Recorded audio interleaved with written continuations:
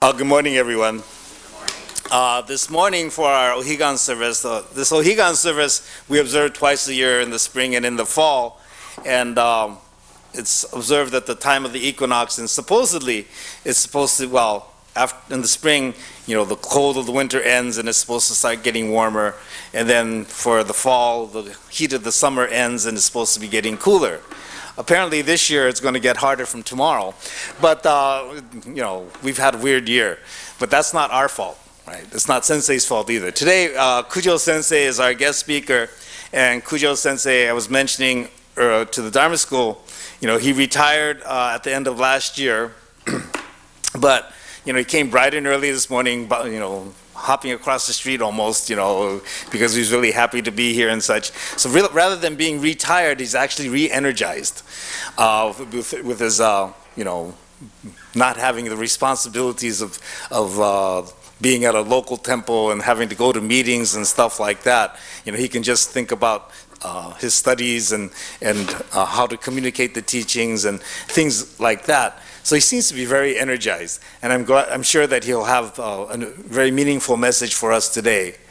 I was reflecting on when I first remember meeting Sensei, and that was about 30 years ago in Hawaii when he was still a minister there, and I had an opportunity to go to their Ministers Association meeting, and you know, ever since then he's been, well, he came after that, shortly after that he came to the BCA to Chicago, and then, you know, from Maui to Chicago must have been a big culture shock for him. Then from Chicago he went to Denver and then San Mateo where he retired.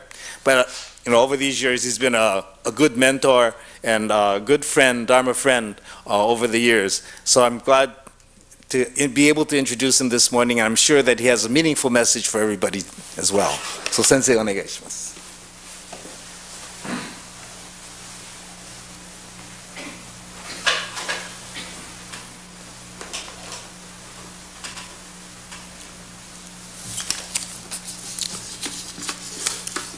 Morning, everyone.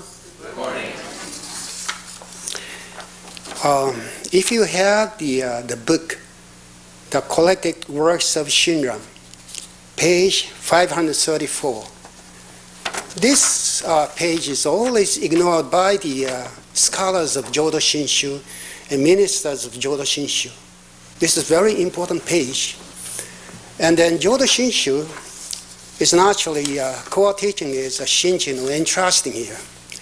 Once we receive the Buddha's true mind, then we are really made to entrust ourselves to the Amida's aspirational wishes, we call vow. However, we always stop there.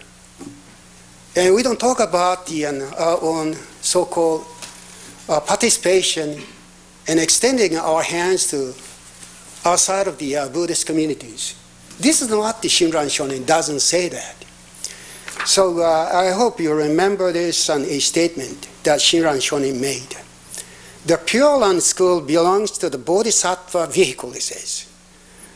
And the present teaching belongs to the Bodhisattva's Pitakas. So seems to me that, and we always talk about the Mahayana Buddhism, and then we really look down the Theravada, we always use the word Hinayana, small vehicle. But Jodo Shinshu is becoming more like a Hinayana rather than the Mahayana, because we have forgotten this Bodhisattva's life.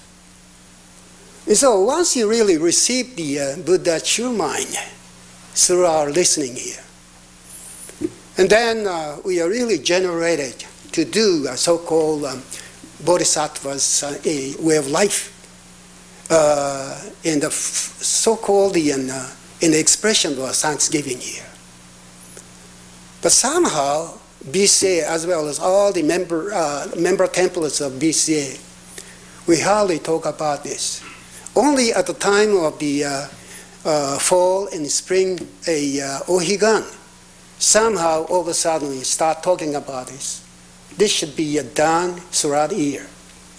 This is my so-called introduction. Okay.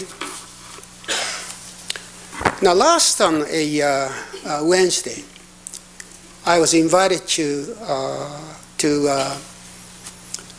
attend the continuing education session. I was one of the so-called guest speaker.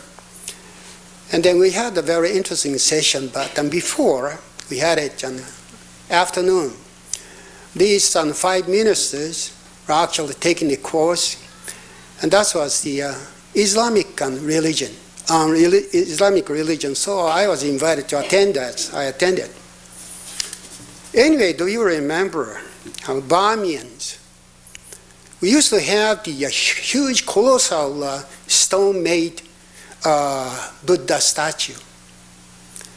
And then those Taliban soldiers, they just shot their own field gun to destroy the colossal Buddhas. Before then, when those Muslim soldiers came to Burma, Afghanistan, they actually scraped the Buddha statue's face here. But more than that, they destroyed. And so, naturally, those Muslim, they hate so-called form. Okay, they always call us idol. And so, about 50 years ago in Hawaii, those people always told the Buddhist as the idol worshippers. So I asked, what about you guys have the Jesus on the cross? Isn't that idol? They all became quiet because they didn't have a right answer. And so I asked this gentleman from the Islamic communities. This carve a shrine. In this shrine, there is the a square rock. And you guys, when you visit, make a pilgrimage tour, you always walk around this stone here. It's not form. It's really against the principle.